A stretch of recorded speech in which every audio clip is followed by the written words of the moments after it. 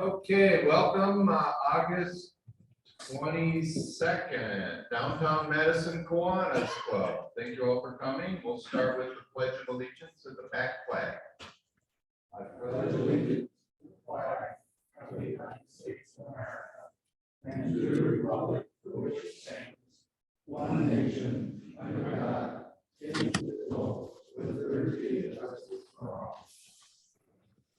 We will do announcements and introduce guests and all that after our speaker, who is going to be introduced by Jim Patch.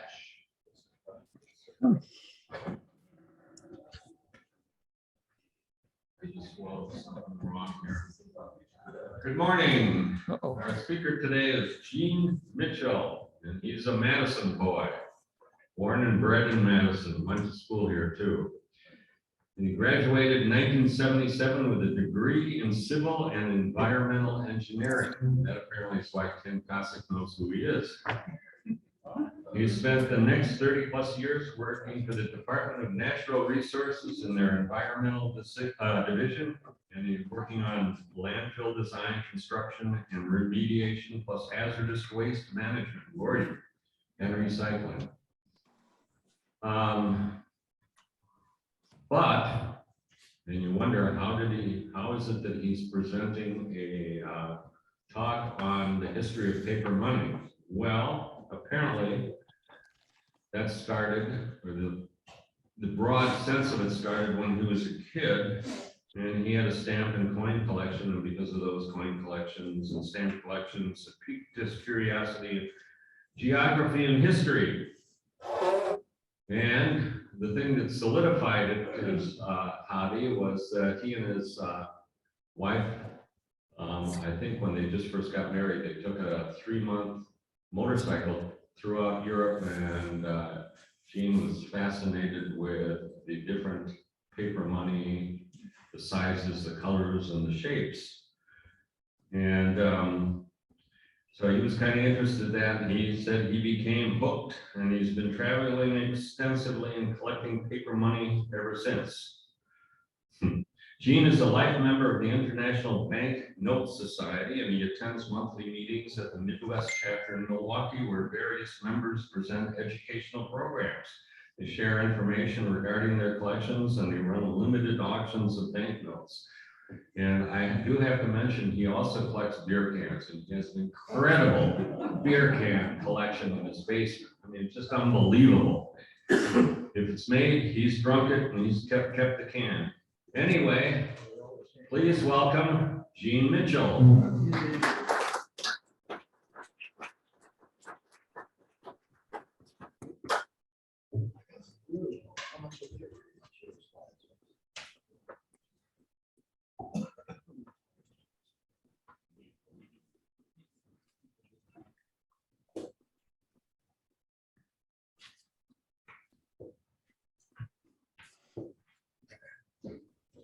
Actually, I have a lot more beer bottles than I have cans.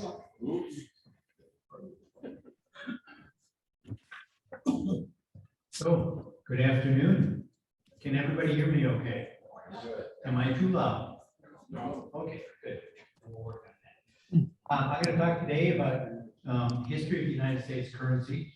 It's going to be a very brief overview because the history is pretty amazing, and there's a lot of notes.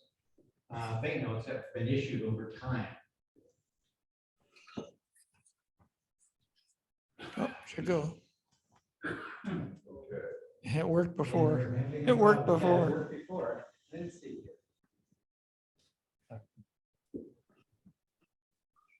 We'll figure it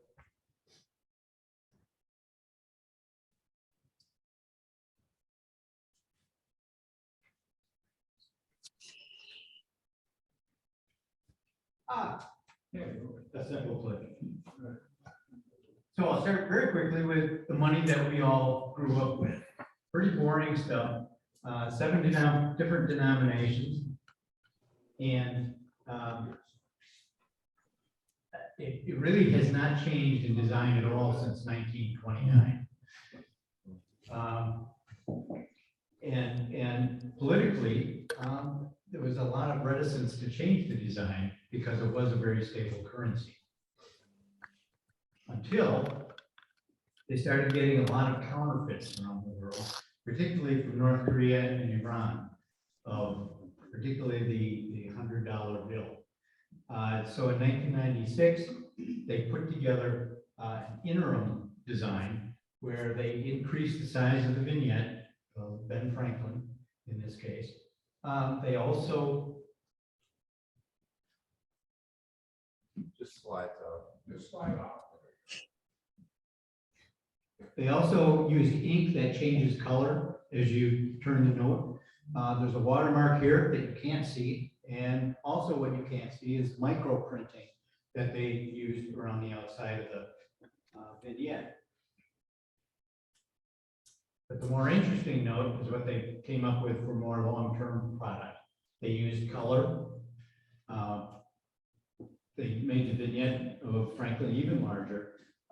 Still color changing ink. If you take the ink well here and turn the bill a little bit, it turns into the Liberty Bell. And there's a security strip that goes down the center, and that security strip will show in different colors for each denomination when you put it under a black light. Mm. Somebody's trying to pass off a $20 bill as $100 in a bar, and the bar has a little black light set up next to the register. It's a real easy way for them to take a look at that. Did you bring one to pass around? No, I didn't. Do they pull the old bills out of circulation to prevent counterfeit, or are they still good? How do they handle that? All US currency, with a few minor exceptions, are all still good. So So why can't North Korea print the old version still? because of all the security features that are in it. But the old version, Oh, the old version, they do get pulled out of circulation as they go through the banks. okay. Done, I'm sorry, I misunderstood the question. So yes, over time, we all They'll get all pulled be out. transitioning just to the newest design. Yep, Okay. Kevin, okay, I'm overseas, no one takes the old bills anymore. yes, they only take new bills, and in a lot of places, Oh, they only take bills that are not ripped or worn. Right. They got to be in really nice shape. Yep, who does that? which is really funny, because in Africa, that's the way the only way they'll accept US money, but their own money is usually so grubby, you can barely tell what it is. But that's a different thing. Gee, for a while, I don't remember doing it recently now, but you go to the store, and it was a $20 bill, they always had like a magic marker, they rub across it, it looked like a magic marker. What was that, or? It reacts and turns a different color if the paper is not the same paper that's used. They use a very specific paper for this. Okay, so let's go back now to the beginning, to the more interesting money. And the colonies, before we were in the United States, issued their own money. Each colony issued its own their own notes. Massachusetts was the first in 1690. This is a note from Pennsylvania, printed by Ben Franklin, and using leaves in the design, real leaves that were printed in, because it was a good anti-counterfeit measure. This is a note from Virginia, colony of Virginia, and it's denominated in Spanish milled dollars, or pieces of 8, because we did not have a US dollar at this time. That didn't happen until 1792. Things were also denominated in the British system. This is a Massachusetts note right about the beginning of the Civil War, the Revolutionary War. And it's for 3 shillings and 4 pence. The British system is 16 pence to the shilling and 20 shillings to the pound, which when you start trying to figure out mathematics of how things cost, it's really complicated. They have since changed. And then finally, the Continental Congress, which was established in 1775, also printed money to pay for the Revolutionary War. Unfortunately, it was not backed by anything other than a promise of future taxes. So as the war went on, the bills were discounted more and more. And at one point towards the end of the war, it was 250 continental dollars to a dollar coin. After the war, the United States did buy back continental currency at a 100-to-1 ratio, but they didn't pay cash, they gave bonds.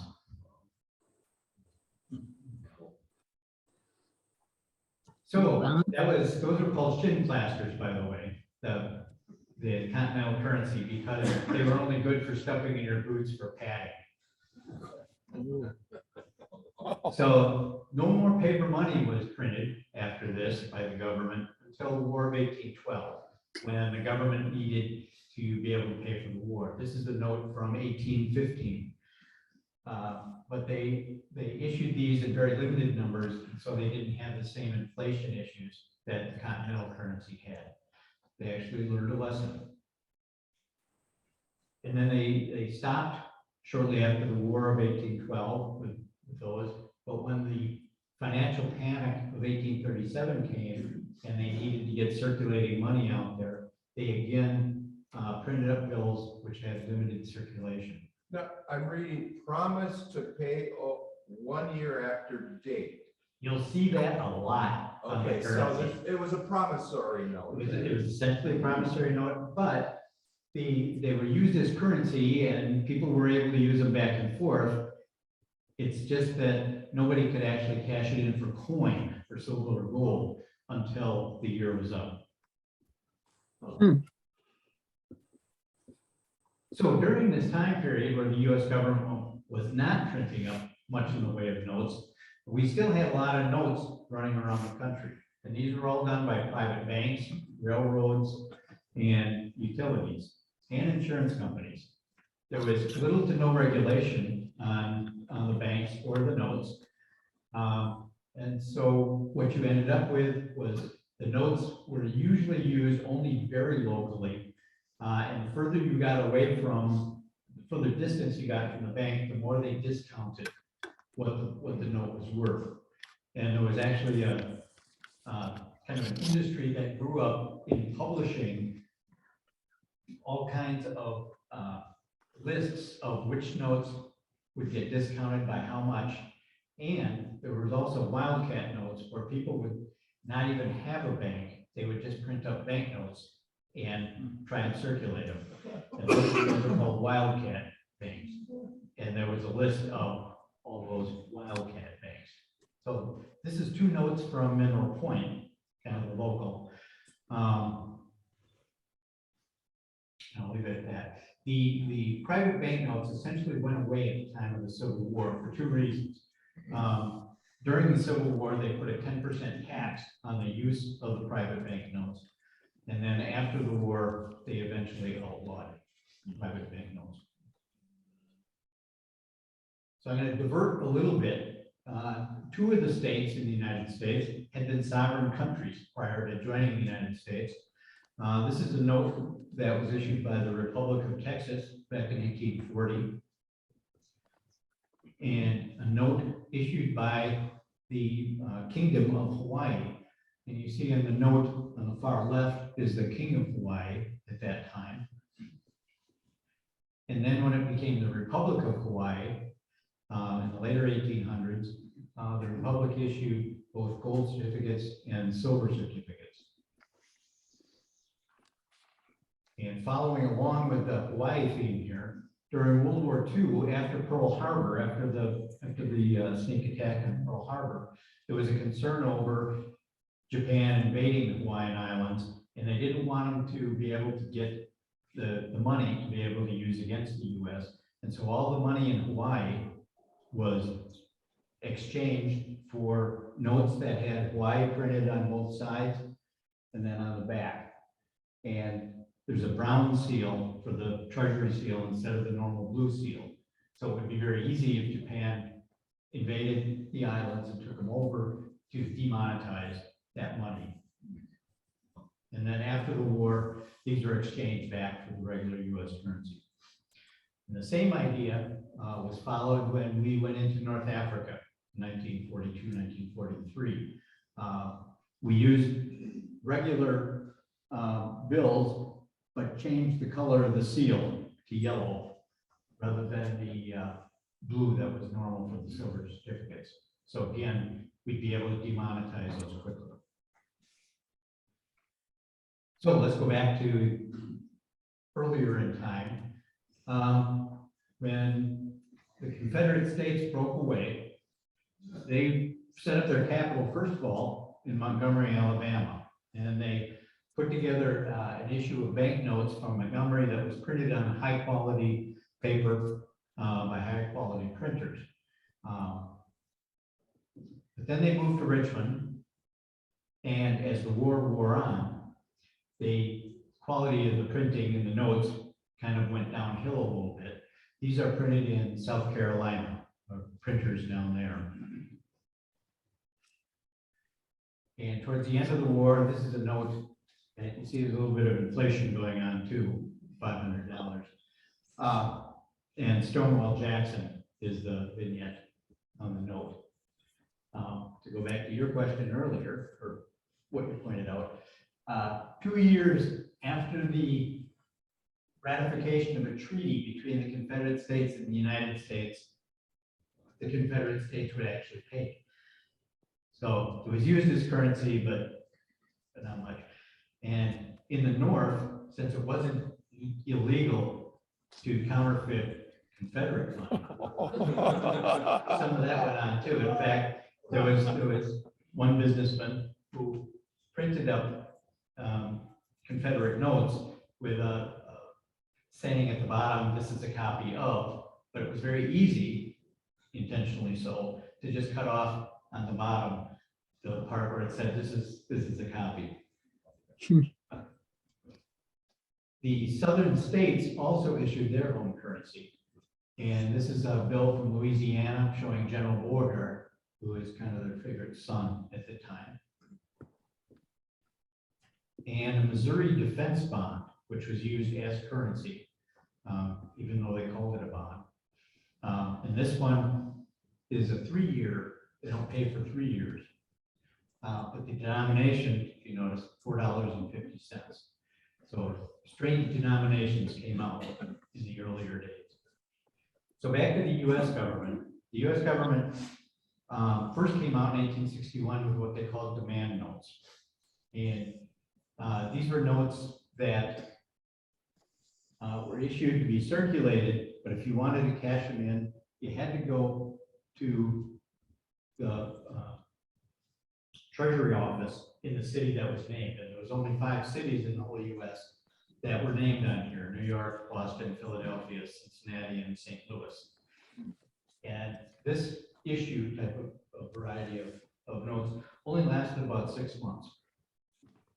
And they were replaced by interest-bearing notes. This one is General Winfield Scott, who was the hero of the Mexican War. And this provides or pays 6% interest, but it's simple interest, and it's only after, I believe, a year. $500 in those days is a big note. It was a big note. So who dealt with those kind of monetary amounts? Well, the banks for one thing, but also if there was, you didn't have, you had checks to some degree, but checks weren't really trusted very well. And so for the larger transactions, if you didn't want to try and carry around $500 worth of silver in your pocket, the note was pretty handy. Another simple interest note from a little bit later in the war, the vignette is Salmon Chase over on the left-hand side. He was the Secretary of the Treasury and later became a Supreme Court judge. And another Civil War era note, you can see a battery of cannons is the vignette on the side. And then they came out also with compound interest treasury notes. And these notes actually had little coupons on them that you cut out and would be able to trade in every 6 months for interest. But they still circulated as money. The other thing that happens during any kind of a crisis time is everybody starts hoarding the coinage, the silver and gold coinage. And so, in order to make small change, what first started happening was people were using postage stamps. But as you can imagine, postage stamps still stand up very well when you're starting to use them for change. And so the government printed what they called postage currency. And these were fractional currencies. This is for 5 cents. And that could be used for change. And it could only be redeemed in postage stamps at the end. But it was a circulating currency. This is, and there were 5 different issues of the fractional currency. This is, I believe, the 3rd issue. And the vignette is a gentleman by the name of Clark, who happened to be the assistant treasurer, who was in charge of the design of the bills. So he put himself on there. He got in trouble. And a 50-cent note with Edwin Stanton, who was Secretary of War at that time. Now, what the Treasury Department also did at that time is they put together what they called a counterfeit shield, in which they printed out the fronts and backs of all the fractional currency that had been issued to that time. And those were given to banks so that banks could use these to determine counterfeits coming in. And I don't know if you can see very well, but the denominations go from 3 cents, 5 cents, 10 cents, 15 cents, 25 cents, and 50 cents.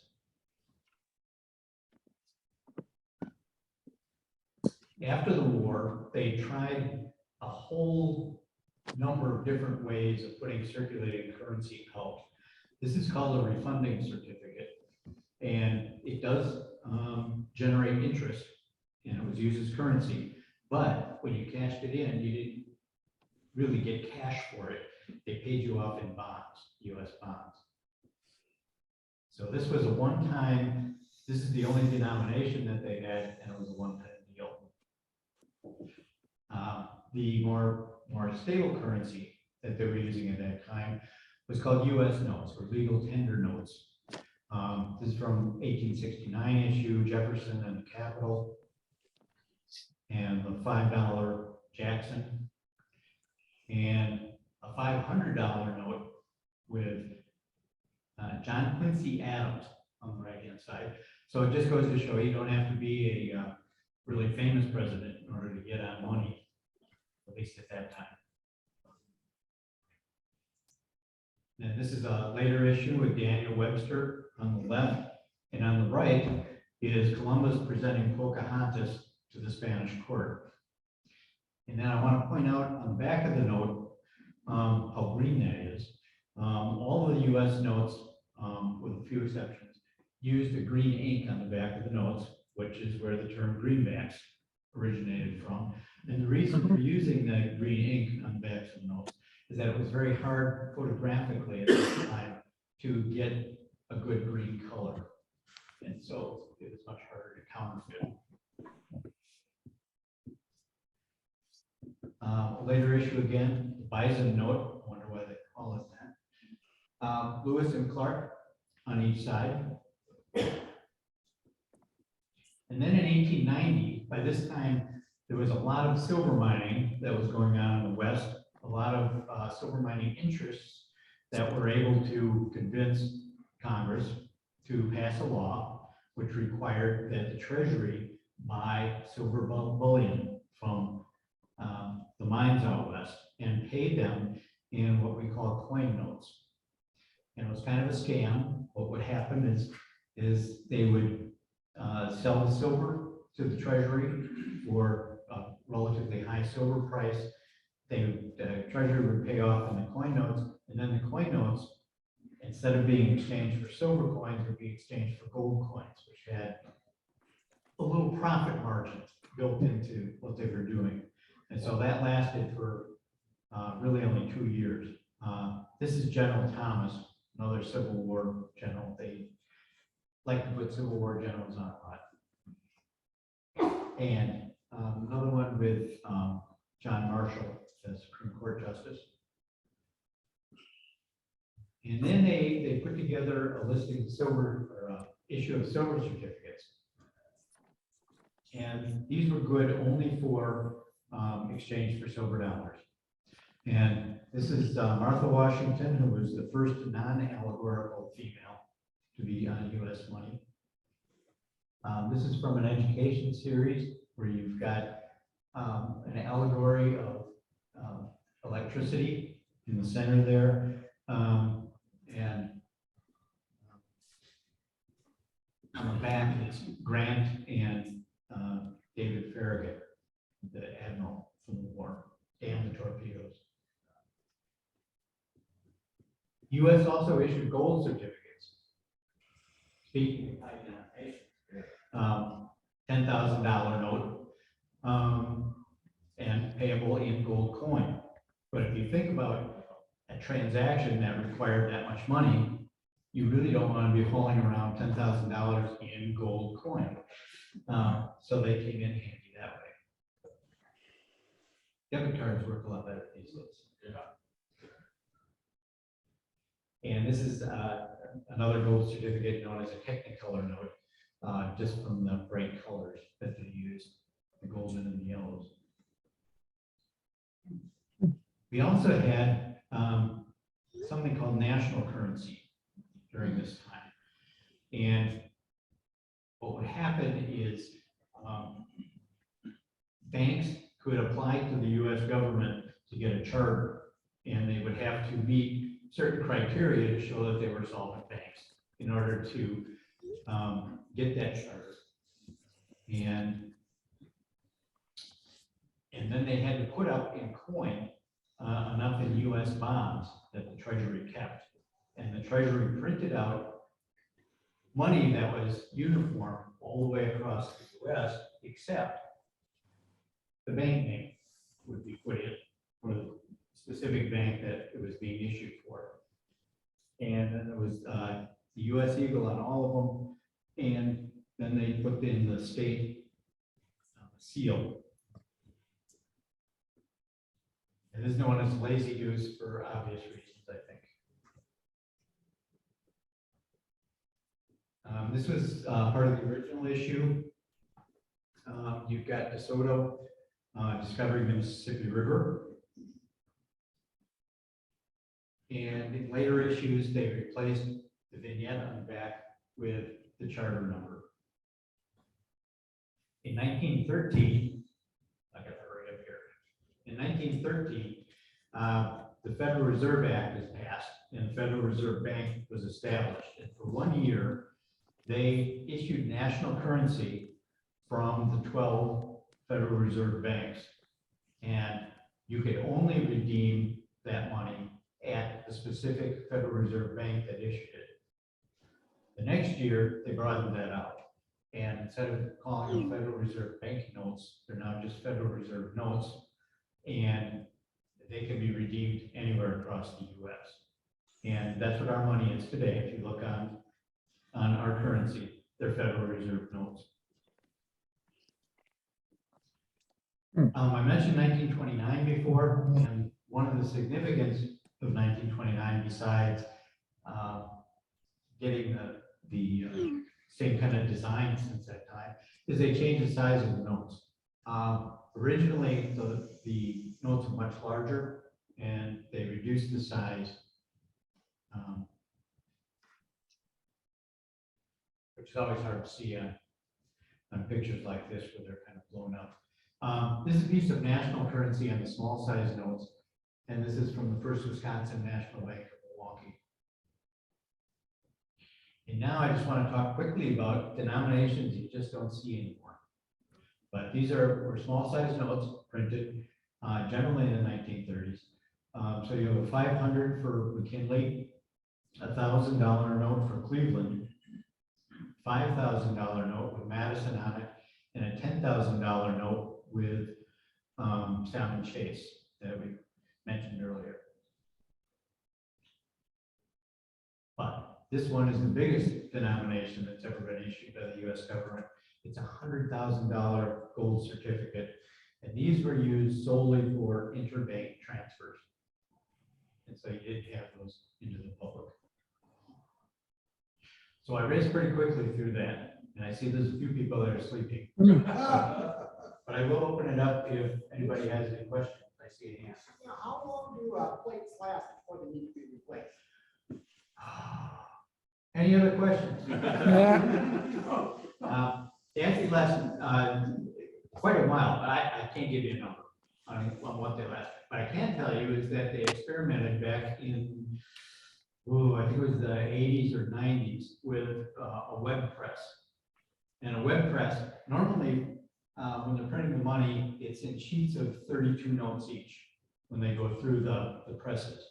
And with a web press, they could do, I believe, over 100 notes in each pass.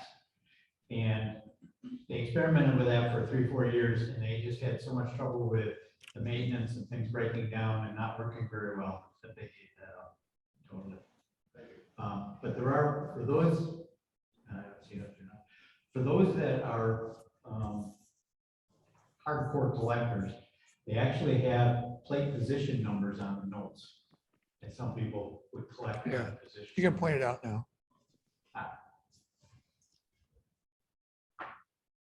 So these are plate position numbers. Gene, what about your personal collection? Well, let me just say right off that US currency is generally very expensive. It is way beyond my abilities. So I'm really a world paper money collector of things that I can afford, especially more historic old world currency. Out of all the slides that you saw today, there's 50-some slides. I believe that only 4 of the slides actually included things that I have in my collection. I have very little in the US. Gene, with the advent of electronic transfer, credit cards, BMO, PayPal, all that kind of stuff, what's the future of hardcore money? You know, that comes up ever since the 60s.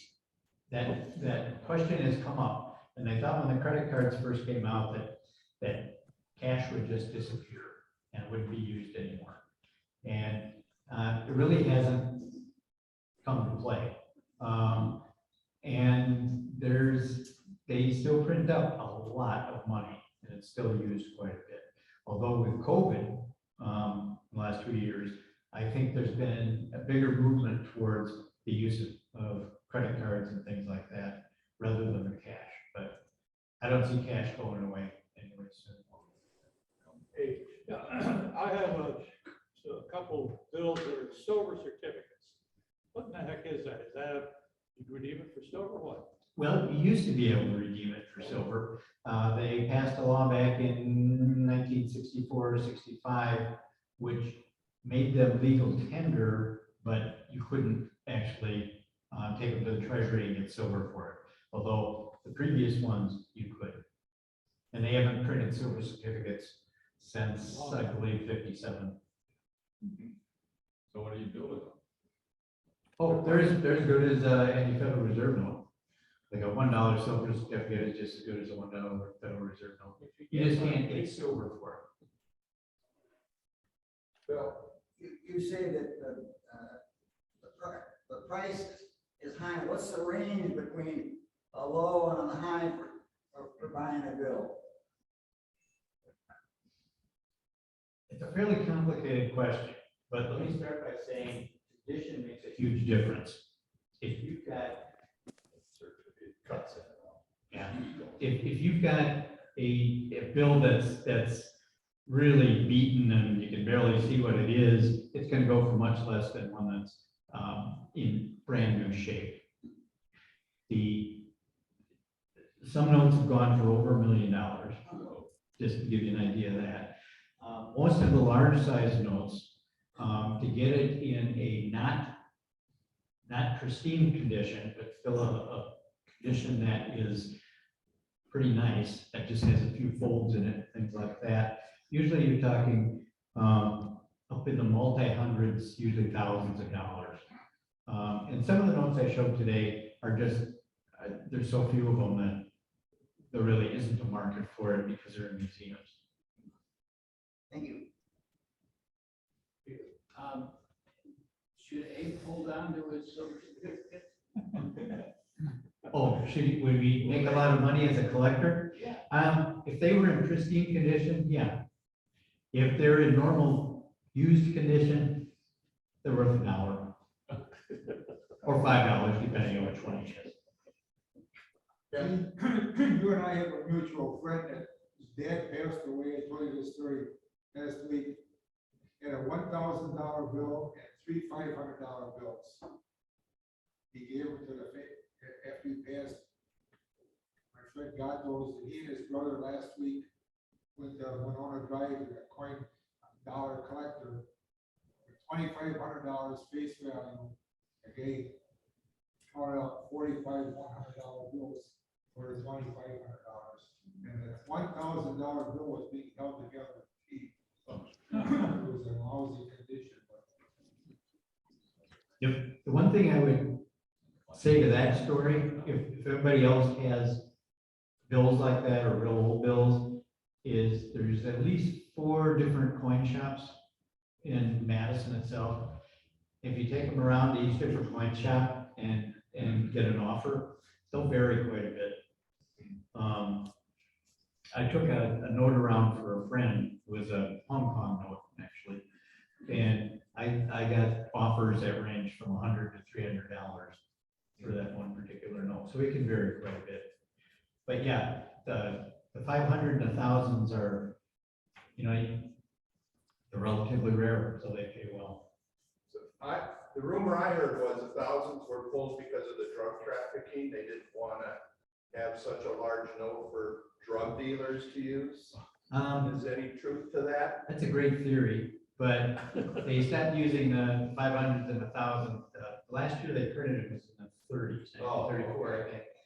Kind of before the big drug trade. Okay. Maybe booze. But they have talked about getting rid of the $100 bill for that reason. And there are countries around the world who have gotten rid of their higher denomination notes for that particular reason. India, not too long ago, decided to, without any advance notice, demonetize their 1,000 rupee notes because they thought they were being used in the black market too much. And they gave people 2 days to get to a bank and get them exchanged for different size notes. So if you're off in a village somewhere and you didn't know about it, you're screwed. Of course, you probably didn't have a 1,000 rupee note either, but that kind of thing happens. The U.S. has never demonetized any of its money. Well, I got the last question here. I remember a MASH episode where the script that in Korea the soldiers used got taken back and everybody did exchanges.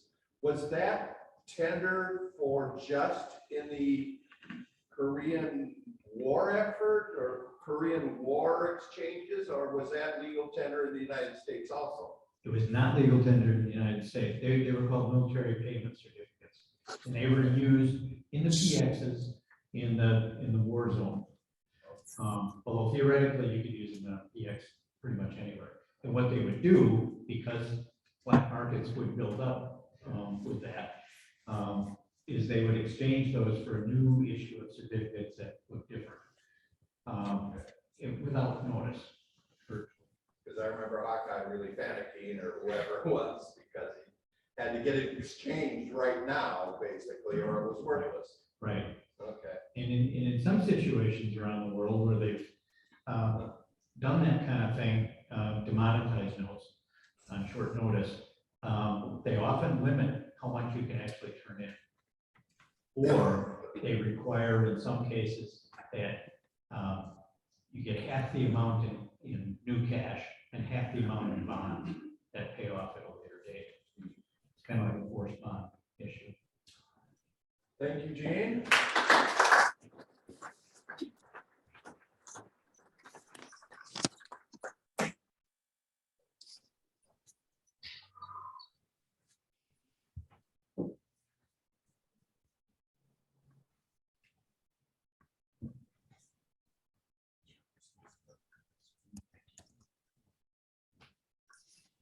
Okay, I didn't do a count. Dick, how many members here? I got 21. 21, and we have some guests here. And we have 1, 2, 3, 4, 5 members on Zoom, and we have some guests. Dennis Keeney is from Madison West. Maybe even more. So good turnout today. Guests. Ron Schuler is here from Madison West. Thank you, Ron. Yeah. My wife Carol came along, I guess, pretty full check. It's bicycle, what, the pedal, not the hard. And we know Gene from Group That Bikes on Thursdays from the DNR. Greg worked for the DNR for 32 years or so for the forestry division. But his main claim to fame now is bicycle. He's bicycled across the United States 3 different times. Just finished from Vancouver down to Mexico someplace. He's bicycled in Thailand and Vietnam and Germany, and it goes on and on and on. And I think we should get his arm a little bit, have him come as a speaker and talk about. We'll get you. Thank you. Who else do I see? Gene, you want to introduce your guest here? Stanley Campbell is a fellow collector with me from our Milwaukee club. He was kind enough to actually bring an example of the obsolete currency. If anybody wants to see that afterwards. And I have a couple books if you want to look at that. But this really isn't about me. This is about Stanley. Stanley's from Rockford. He came up just for the free lunch. Thank you. Very good, thank you. Okay, I think I talked to everybody about next week. Remember, we're out at Oakwood Village University, something or other, is it? University Woods. University Woods or Oakwood Village West is my. If anybody wants a map of the grounds as well as some directions as to where we can park, there is some internal parking underneath one of the buildings, I think Marcy describes here. I have a few copies of that. If I don't have enough, I'll send it via email. But if you have trouble walking, take advantage of the underground parking, because then it's just an elevator ride up to the first floor, which is all described in here. But if you can walk, there are a couple of surface lots that are also described on the map here.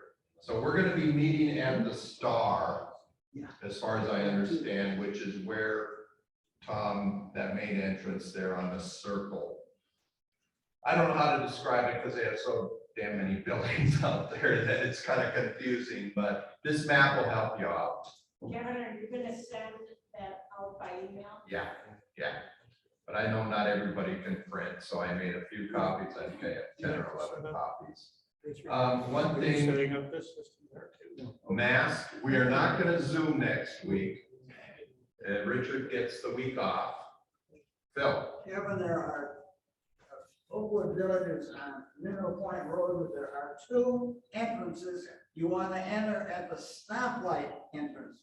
At the Oh. green, red, and yellow light, yes. So it's further east, Right. if you're going east on Mineral Point. Or if you're coming west, it's the first entrance there. Totally agree. And then you just keep hanging to the left and you'll see where you are basically here. Easy to find. We're gonna have a tour first at 11:30, and then we'll have lunch at 12:30 and do minimal business. But basically, it's a way for us to see where some of our members are staying, and who knows, Mr. Smith, is this a possibility? We all have to address it at some point, so. Because Tom's bringing his wife too, so. If you know of any other members who are not here and are going to join us, we need to get a hard count in today. Right now, we're at about 23. And I think, Ron, for doing an interclub, we have at least 3 Madison West members coming to join us to see what Oakwood Village is like and just socialize. Any questions on next week? I'm thinking that maybe people ought to try to be there a little bit before 11:30. Yeah. Don't delay, don't dawdle. I'm probably gonna get there about 11, just to kind of maybe be in front and wave people in and stuff. There is handicap parking available throughout the grounds, I think, so. If you have any questions, I'll send out another email later this week with these directions, etc. But we have a fairly good menu, soup and sandwiches again, but it's build your own kind of thing. And Jim requires coffee, so we have coffee there. It should be fun. And unfortunately, right now, the weather forecast is kind of iffy, but who knows what a week from now brings. Any questions on next week? And just a reminder, the following week is Labor Day, so we will not be meeting. So we'll be back here in 2 weeks, and I told Jim, the owner, about that today. Let's see, what else do I have? Those of you paying attention, Peter Dorr, a former member, passed away at the age of 87. Ooh. His service was last week, kind of slipped by me. I didn't see it, and Dick didn't either, so. But he acknowledges his Kiwanis Club and Foundation activities in it. He was a member for a number of years, I believe. I remember. What? I remember. Okay. Also, I was reading the Madison West newsletter, or whatever you call it, and there is a service project that's going to be multiple clubs and multiple service organizations to rebuild the sign down on the belt line. I've actually communicated with an older person I know in the city of Madison about this, because the sign has totally fallen apart. It's as you come to the west, inside 90, 94, and kind of underneath Agriculture Drive. There is a sign on the north side, on the right-hand side, that has all of our service things. Right now, there's one of them on this sign. All the rest have fallen down. Ooh. So we are working, and it's being led by a member at Madison West Kiwanis, Kathy Newman, to get this rebuilt. So I'll be sharing information. I don't think, and I was talking with Ron about this, we don't think it'll be a service day because it's kind of a dangerous spot to have a whole bunch of people congregate. So we may be just kicking in some funds to have a professional company rebuild and redo all of our signs, but it looks really crappy. I mean, if you didn't know it was service club symbols and emblems, it's just this fallen down wood thing out there. So we're going to rebuild it to its former pristine condition. So it's Rotary, Optimist, Lions, Kiwanis. I don't even know any other service club. That's probably about all of them. Sertroma, probably. Okay, I saw it. I mean, that used to be my route into work every day, and I just look at it, and then over COVID it fell out. Is that the only one in town? That I know of. Is it the only one? Does anybody else know where else it would be? But we should have 3 Kiwanis emblems up there and all that stuff. So The sign at the zoo for the park, for the flower bed, shows 9 Kiwanis clubs. Stone, Corona, yep. and then Delma, Belleville. The other nice thing that Ron shared with me and gave me is the entire Wisconsin Upper Michigan attendance, or not attendance, membership roster. So yes, we have a lot in our region. You can look at numbers. Us and West and Monroe are the 3 primary largest ones, but there's some clubs with like 9 members. So if you want to look 4, it's one with 4. Okay. You can take a look at this. This is the last year's membership numbers. And as Ron was saying, West has had 7 new members in the last year, but their net is 0, which means they lost 7 members. So we can grow that way, and we're probably about the same this year. We've only had a couple of passes, but we've got a couple of new members there. But if you're interested in that, let me know. I can share that.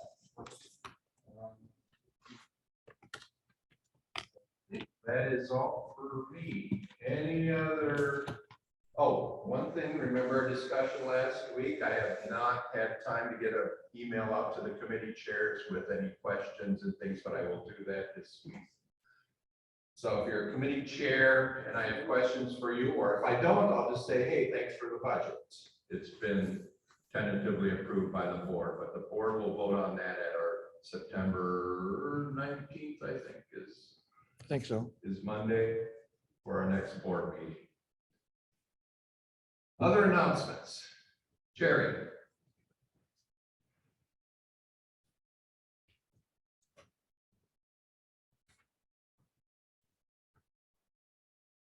Two announcements today. The first one is we have another blood drive on Thursday, the 29th of September at the Department of Revenue. That's been posted for several weeks now, but only one person has signed up. We're not having a meeting next week, so now I'll start thinking about signing up to work for that blood drive. It is on the website. You cannot respond to me on my computer because my computer's in the shop getting work done. The second announcement is about the Highway 19 cleanup. I just posted it this morning and it's not until October. I picked 2 weekends in a row where there are Badger away games. The first one is the 8th of September. October. Yeah, right. And the second one is the 15th. And obviously those are Saturdays. We missed our highway cleanup this spring because of the rain the day we had it. We did not have an alternate date. So the second date, the 15th, if we get a rain out on the 8th, we'll have it on the following week. And we're probably going to need more trash bags because we didn't do it in the spring. Thank you, Jerry. Any other announcements? Anything I forgot? Any questions? Wilmar coming up. Wilmar, Saturday. this coming Saturday? Okay. We got Dr. Dick, do you want more information? And I'm gonna point out Terry. Terry and I had a really good conversation after last week's meeting. And he had a lot of good ideas that I will share with Meg and the board about things done here. And I agree with him. I think I take blame for a lot of it, of not putting out certain things that promote Kiwanis.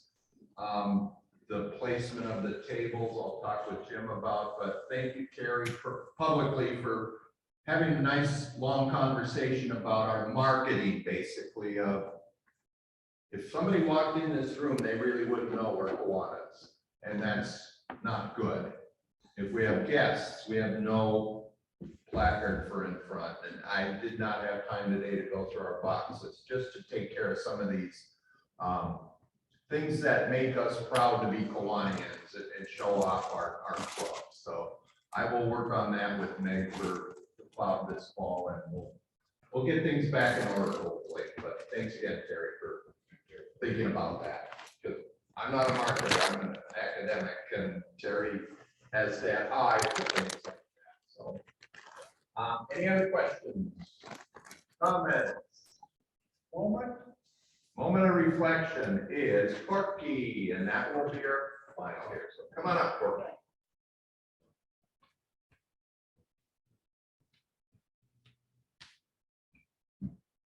Okay, can you hear me? Okay, in keeping with our, the topic today, I've got some statements about money. Money is good for nothing unless you know the value of it by experience. Never spend your money before you have earned it. The habit of saving is itself an education. It fosters every virtue, teaches self-denial, cultivates the sense of order, trains to forethought, and so broadens the mind. According to Mark Twain, the lack of money is the root of all evil. Hope. A bank is a place that will lend you money if you can prove that you don't need it.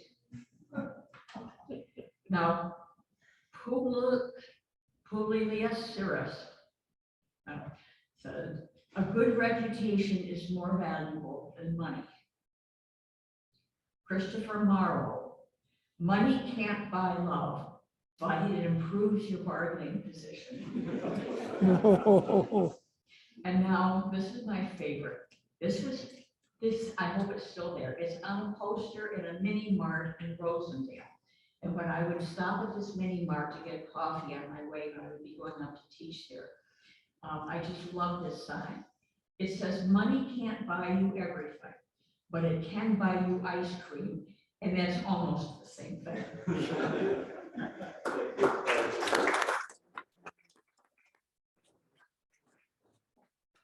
Anything else for the good of the organization? Ken? The best way to double your money is to fold it in half. Okay. I saw that. I know there's one about horses too, and maybe boats. Best way to be a millionaire and own a boat is to start with $10 million. Something like that. Okay, thank you all. Thank you, Gene, for a really interesting presentation.